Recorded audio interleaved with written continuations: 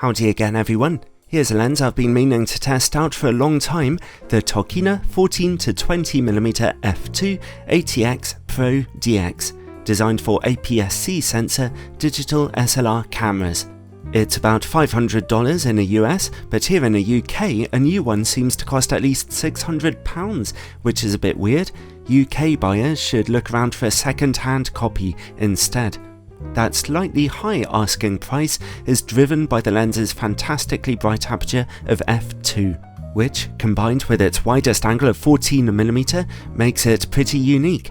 This thing was born for astrophotography, or any other kind of shooting indoors or in dark conditions.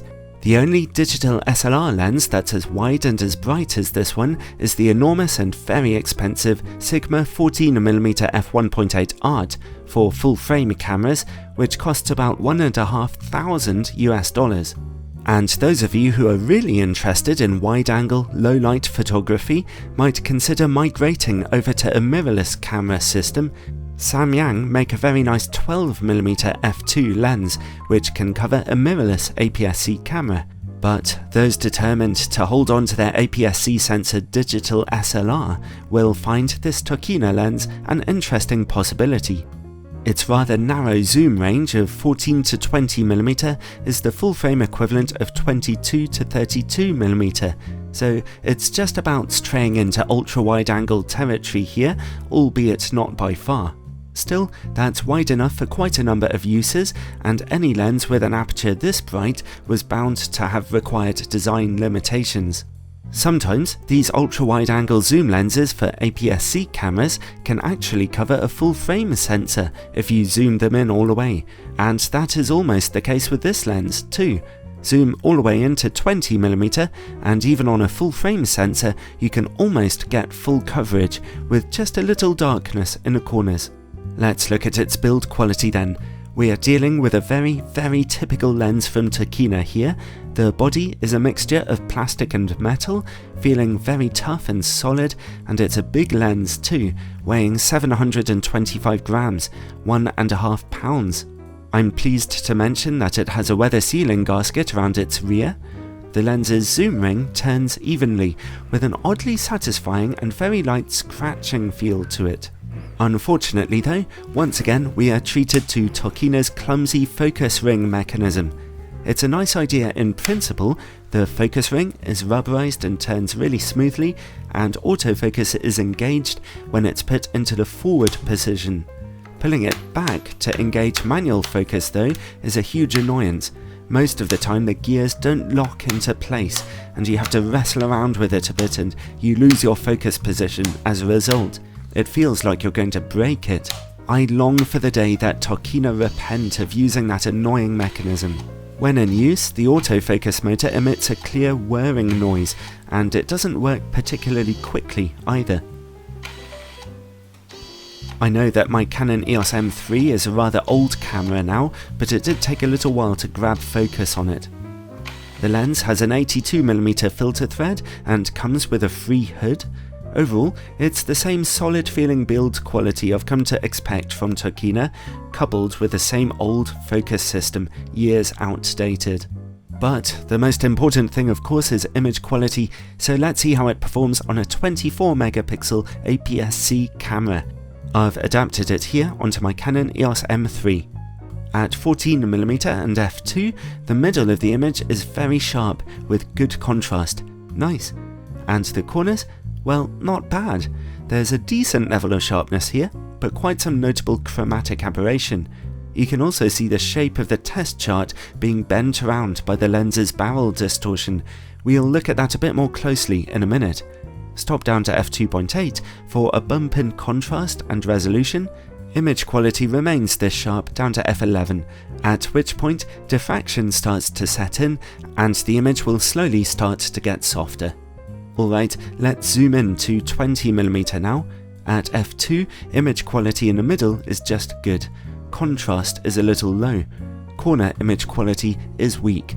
There are only minuscule improvements when you stop down the aperture to f2.8, f4 and f5.6. So image quality at 14mm is pretty nice and sharp, and 20mm is just averagely okay. Just for curiosity's sake, let's pop the lens onto one of my full-frame cameras, a 20 megapixel Canon 6D. You get the most sensor coverage zoomed in to 20mm, and so that's where we'll go from.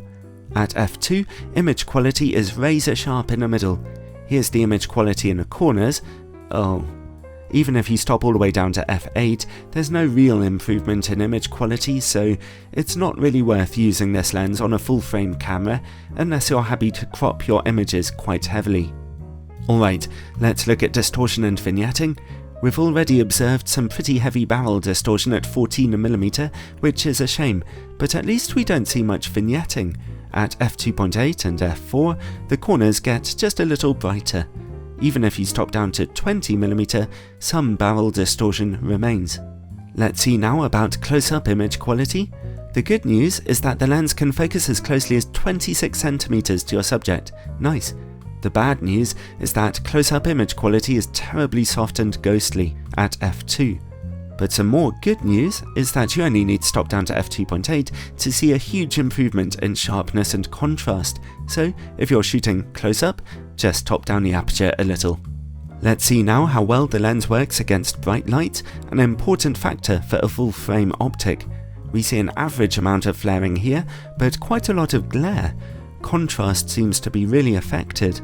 Next, chroma levels. As I've mentioned, a key use for this lens is astrophotography. Here's some good news for the Tokina. Even at 14mm and f2, bright lights don't seem to cause much in the way of chroma smearing, so the lens is genuinely useful for shooting the stars. And finally, bokeh. The bright maximum aperture of f2 means that out-of-focus backgrounds are quite possible when you're close to your subject.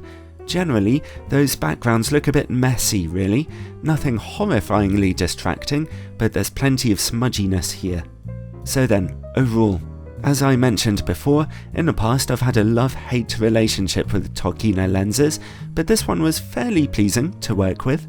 I sure hate its focus system, but admittedly its optics were not bad, and that's more important. There are some optical issues, but Tokina have clearly focused their efforts on achieving good sharpness at 14mm, and that's a wise enough design priority on a lens like this. That's where you'll be using it the most. I reckon it nicely commands a niche segment of the market, and that is owners of aps-c sensor digital SLR cameras who want to do astrophotography or any other wide-angle photography in dark conditions. If that's you, then this lens absolutely has your name all over it, and it'll also be quite useful for other wide-angle pictures. If you own a mirrorless aps-c camera, then you'll be better off with the little Samyang 12mm f2 or 8mm f2.8 fisheye lens or even the Venus Optics 9mm f2.8. In fact, astrophotographers should really consider investing in a mirrorless camera because your options there are truly bountiful. But, despite its shortcomings, owners of aps-c digital SLR cameras will find a good few uses for this Tokina lens, and so it comes recommended.